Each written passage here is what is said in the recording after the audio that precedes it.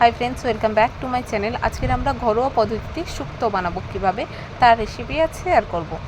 শুক্তোর জন্য আমি নিয়ে নিলাম এখানে বটবটি নিয়ে নিয়েছি, আর এখানে একটা পেঁপে নিয়ে নেব আমরা, একটা পুরো গোটা পেঁপে, আর দুটো গাজর নিয়ে নিয়েছি। এবারে নিয়ে নেব আমরা দুটো উচ্ছে, এটা আমাদের গাছের উচ্ছে। আর এখানে নিয়ে নেব একটা মতো কাঁচকলা, আর নিয়ে নেব 4টে মতো আলু। এটাকে আমরা খুব সুন্দর করে লম্বা লম্বা করে কেটে আমরা এটাকে ধুয়ে এটাকে ফ্রাই করে নেব। আমরা এখানে ফ্রাই করে নিয়েছি, এখানে আমরা গাজরও ফ্রাই করে নিয়েছি, এখানে উচ্ছে, বটবটি সব কিছু আমরা ফ্রাই করে নিলাম। এখানে আমরা বড়ি নিয়েছি, বড়িটাকেও আমরা হালকা ভেজে নিলাম। এখানে এবারে আমরা কড়াইয়ে একটু সামান্য তেল দিয়ে আমরা তার মধ্যে একটু রাঁধুনি দিয়ে দিলাম।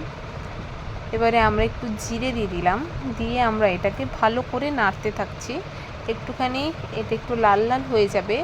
গ্যাসের ভলিউমটা বেশি হাই করবে না, তাহলে ওগুলো পুড়ে যাওয়ার সম্ভাবনা থাকবে। একটুখানি মিডিয়ামে আপনারা করবেন। এখানে 4টে মতো শুকনো লঙ্কা আমরা চিড়ে দিয়ে দিলাম। এবারে এটা একটু লাল লাল হয়ে গেলে দুটো মতো তেজপাতা ওর মধ্যে দিয়ে দেবেন এবং ভালো করে ওটাকে নাড়তে থাকবেন, ভালো করে ফ্রাই করে নেবেন। এটা আমরা ভালো করে একটুখানি নেড়ে নিচ্ছি, শুকনো লঙ্কাটা যাতে লাল লাল হয়ে যায়। এরপরে আমরা ভেজে রাখা যে সবজিগুলো রেখেছিলাম সেগুলো আমরা একসাথে সব কিছু দিয়ে দিলাম।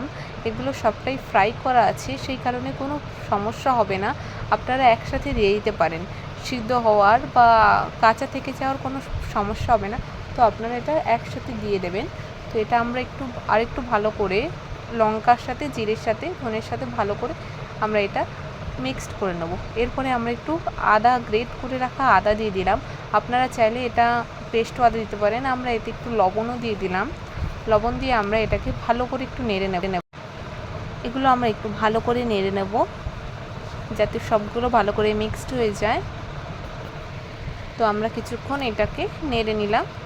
নেড়ে নেওয়ার পরে আমরা এতে সামান্য একটু জল অ্যাড করব, না হলে সব সবজিগুলো সিদ্ধ হতে, আলু টালু ওগুলো সিদ্ধ হতে একটু বেশি জল লাগবে, তাই সেই কারণে একটু সামান্য জল অ্যাড করে নিলাম। এটা হয়ে যাওয়ার পর একটু ফুটিয়ে আমরা এর মধ্যে একটু দুধ দিলাম।